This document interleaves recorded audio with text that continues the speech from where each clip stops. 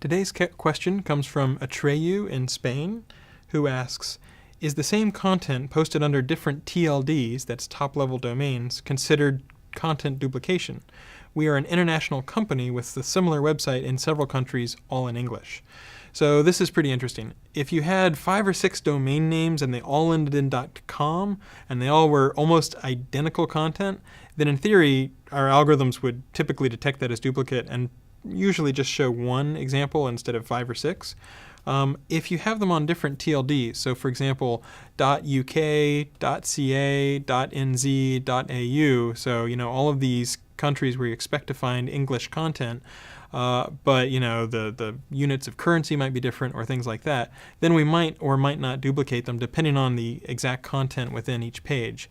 But usually there's going to be a small number of TLDs, so it's not as if that's going to be hundreds of domains. It's going to be like 4 or 5 domains, so that tends to be not a problem.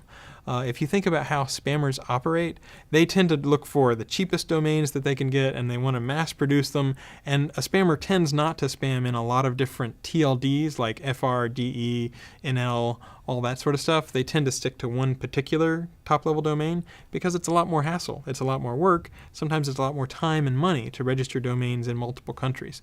So spammers at least tend to stick to one TLD, and if you see the same content on a small number of country TLDs, that tends to be a real business, not necessarily someone trying to trick the search engines. There's easier ways to try to throw up duplicate content than buying the same domain name in a lot of different countries.